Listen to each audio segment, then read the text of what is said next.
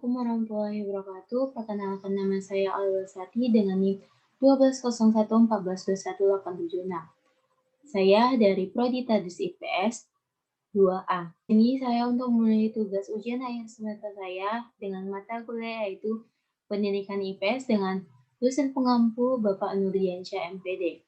Di sini saya akan menjawab pertanyaan dari soal ujian mata kuliah Pendidikan IPS yang mana yang pertama yaitu Pendidikan IPS dalam mengembangkan keilmuan dan kepribadian mahasiswa program studi Tadris IPS Universitas Islam Negeri Sultan Syarif Kasim Riau yaitu dapat mengembangkan potensi peserta didik agar peka terhadap masalah sosial yang terjadi di masyarakat. Selain itu, memiliki sikap positif terhadap perbaikan segala ketimpangan yang terjadi dan juga dapat mengatasi setiap masalah yang terjadi dalam sehari-hari, baik menimpa dirinya sendiri maupun yang ada di masyarakat.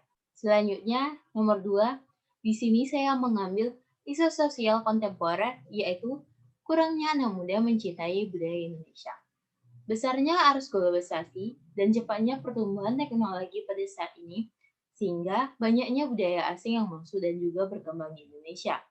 Sehingga membuat pemuda di Indonesia secara tidak langsung membawa arus globalisasi itu dan mulai melupakan budaya di Indonesia ini dan juga yang lainnya.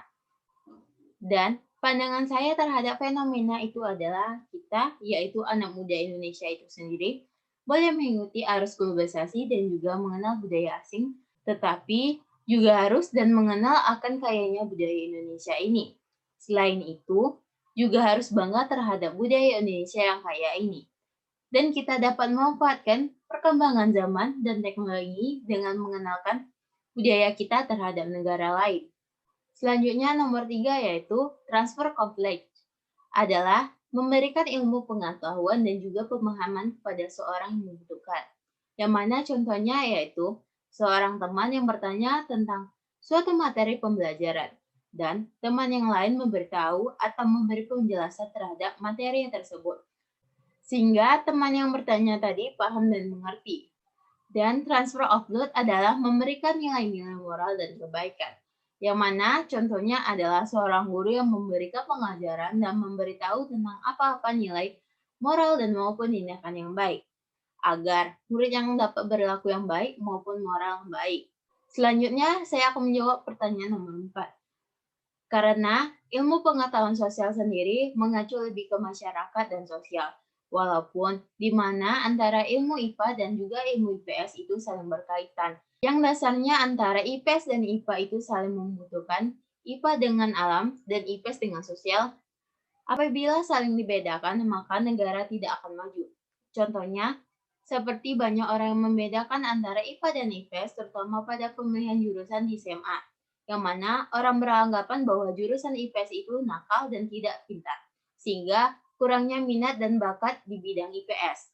Selanjutnya, saya akan menjawab pertanyaan nomor 5, yang mana jawabannya yaitu, menurut saya, strategi pembelajaran tentang nilai dan juga keterampilan dalam pendidikan IPS yaitu agar dapat membantu siswa memahami dan merefleksi nilai-nilai sosial, mengembangkan dan mengklarifikasi nilai-nilai personal.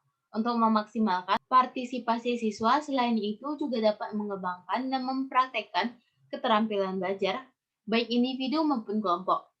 Kerja yang sesuai dengan ilmu pengetahuan sosial, mengembangkan keterampilan, dan sikap belajar bagaimana seharusnya belajar sesuai dengan aktivitas sosial, baik sebagai individu maupun kelompok. Selanjutnya, saya akan menjawab pertanyaan nomor 6, yang mana jawabannya yaitu, pertama kali social study dimasukkan secara resmi ke dalam kurikulum sekolah adalah di Inggris pada tahun 1827 atau sekitar setengah abad setelah revolusi industri abad 18, yang ditandai dengan perubahan penggunaan tenaga manusia menjadi tenaga mesin.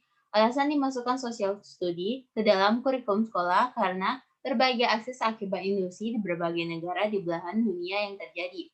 Di antara perubahan perilaku manusia akibat berbagai kemajuan dan ketercakupan, kemajuan ilmu pengetahuan dan teknologi mendorong industri sosial telah menjadikan bangsa semakin maju dan modern, tetapi menimbulkan dampak perilaku yang kompleks. Para ilmuwan sosial dan pendidikan mengantisipasi berbagai kemungkinan akses negatif yang mungkin timbul di masyarakat akibat dampak kemajuan tersebut.